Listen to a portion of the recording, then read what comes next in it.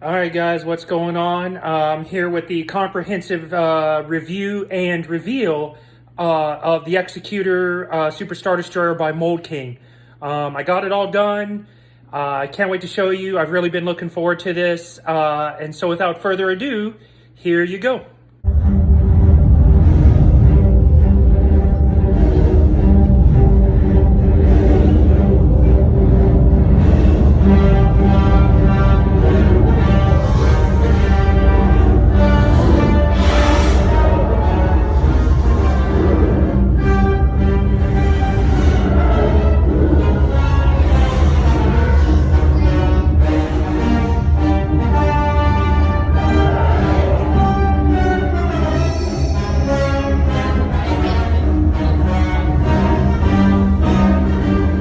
Guys, I've been waiting to do that for so long. I hope you enjoyed that. Pretty much ever since I got this ship, that's exactly how I wanted to reveal it. Just the people at YouTube don't get crazy. I don't own the rights to that music or movie. I'm just using it for the purposes of this video. But I thought that would be a super cool way of introducing the Executor to the masses. All right, guys, so let's talk about the first most important thing. Did I have enough pieces? And by judging by this pile, I absolutely had enough pieces. More than enough. I was not missing any pieces. Everything was all present and accounted for. Get my military speak in. The piece quality is great. I'll have to be honest with you. If it wasn't for, the little Lego indentions on the top of the bricks, you would never know the difference because they fit so well together. One difference is with the Mould King bricks, I'm going to set this down here, is they have this little dot here. That's from the ejection molding process.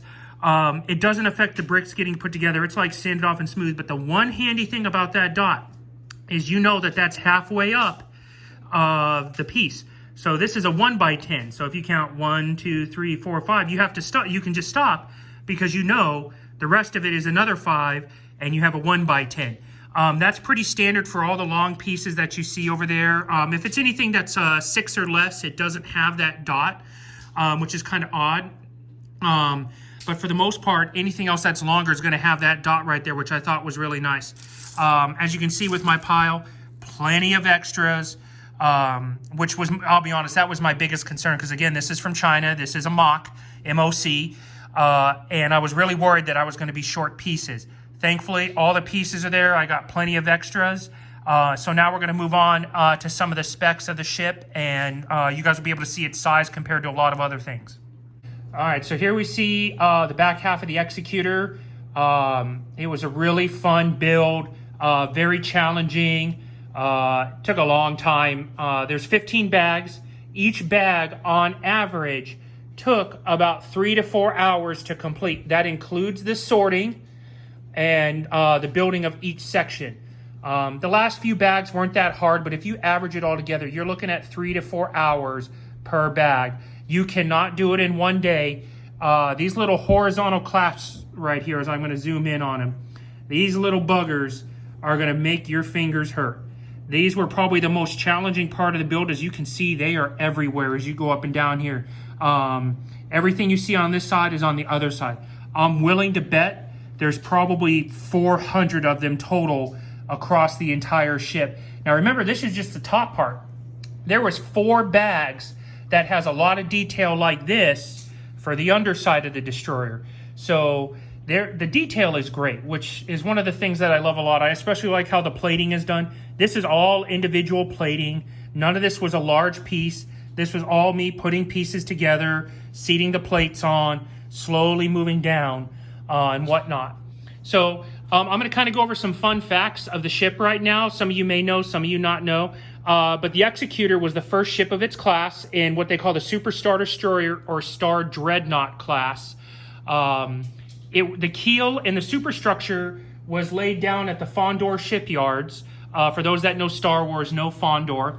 But the ship was then transferred to Quat Drive yards for finishing, armament, and testing. All right. It comes in at 19,000 meters long. Which is 11.8 miles. Yes, this thing is 11.8 miles long in the Star Wars universe. It has a 40 megalith ton weight. So that's 40 million tons weight to this ship. In sublight, so when you're flying it around atmosphere, It can go 100 kilometers an hour. But it does have a Class 1 hyperdrive on it. So what that basically means is it's got one of the fastest hyperdrives out there, and it can keep up with Star Destroyers. The Death Star did not have a Class 1 hyperdrive. It had a Class 2 hyperdrive, so it was ostensibly slow. So a lot of ships would end up docking with the Death Star, be going into hyperspace. But the Executor had such a good hyperdrive that it could actually keep up with the smaller Star Destroyers and support ships, which is why you see the Death Squadron in Empire Strikes Back moving together. All right, so this thing in Empire money cost 350 billion credits. That's right, 350 billion credits to get this built. Now, the Executor was the first of 12 Executor class ships to be built. So the Empire, during the reign of Palpatine, he had commissioned 12 of these. Now, the only one you see in the movies, of course, is the Executor. But if you read some of the books, which are now legend, but they're canon to me because when I read them, they were canon. They talk about some of the other ships, the Night Hammer, the Aggressive, the Terror, the Lusancia, so on. But this is the only one that you see in the Star Wars movies. It's made out of Durasteel with titanium reinforcements, which is what is needed for it to stay together during hyperspace transport. And let me tell you, this thing was armed to the teeth. 750 twin heavy turbo laser batteries, 1,000 turret-mounted twin turbo laser batteries, light, so smaller guns, 100 ion cannons, 125 concussion missile launchers. Sorry, it's a tongue twister. And it had 250 turret-mounted quad laser cannons. This thing was crewed by 282,000 personnel. That's right, it took 282,000 personnel, plus a few extra, but I'm just rounding it, to crew this massive warship. And along that, it also carried 38,000 separate troops and support staff. So it took 282,000 and some change to run the ship, but it also carried 38,000 troops and support staff. So those would be the snow troopers, the storm troopers, etc. This thing had enough fuel and consumables to be in space for 6 years before needing refueling for both food and any other consumables. This ship was actually supposed to be General Tagg's ship. Yes, General Tagg from A New Hope. However, he was conspiring with a cybernetic droid named Silo to get the ship and to depose Darth Vader so Tagg could be number 2. Well, Darth Vader caught wind of this and he executed them, General Tagg and Silo, and then he took possession of this ship and made it his own. And once he did that, he finally cemented himself as the Emperor's number 2. When Vader came to power, he still had to fight through the Emperor's politics, all the Emperor's enforcers. There was Emperor's Hands, hello Mara Jade, among others. There was Grand Admirals. So Vader had to really work his way to the top of the Imperial hierarchy. But once he took command of the Executor, once he eliminated General Tagg and Silo, he was firmly cemented as the Emperor's number 2 person. This ship was built and deployed. It was built during pre-rebellion, but it was finished shortly after the Battle of Yavin. You'll hear in Star Wars term ABY. That's after Battle of Yavin, and then you hear BBY, before Battle of Yavin. The Battle of Yavin is considered to be year 0 in the Star Wars universe. So you have BBY, ABY.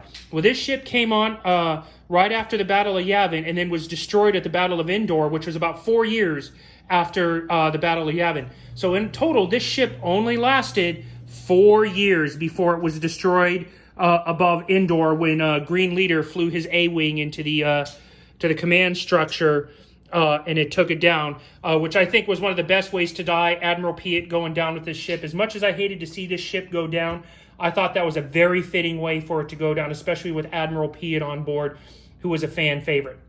So next up, we're going to talk about what I like and what I don't like with this. All right, guys, so what I like and what I don't like. Obviously, you've heard me talk about how much I like the detail work. That was a lot of fun, being able to do all these little pieces. Some move, some don't. These little things move. You can adjust these. I really like the detail work and the overall symmetry of it. For the most part, this is a very symmetrical build. I would expect some things here on the superstructure to be a little bit different. As you can see, it is. Now, one thing where I wish it wasn't different is here in the city part. As you can see on this side, I've got 2 circles here, but I have nothing over here.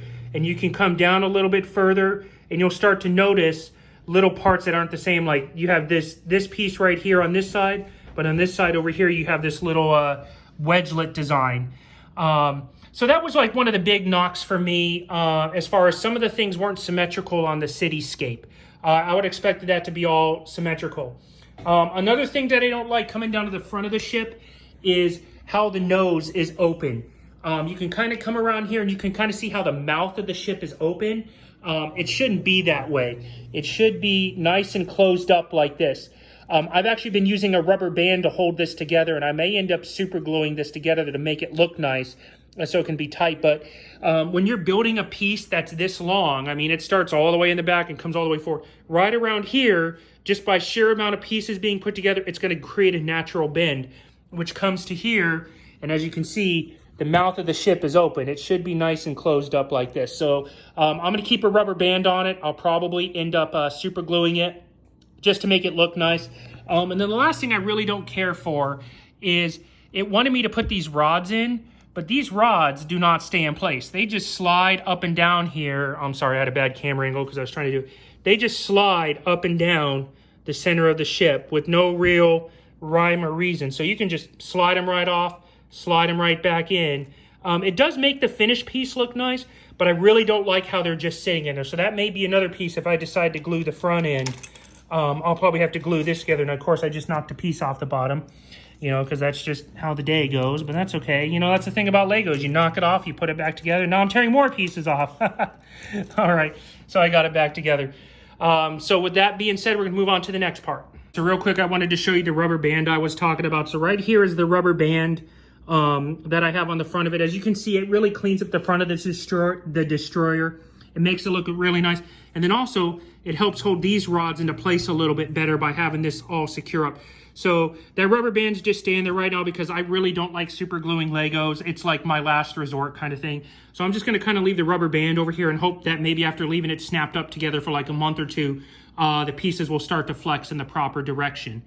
So now I'm going to get my boys to come help me here, and then you guys are going to see the true size of this ship.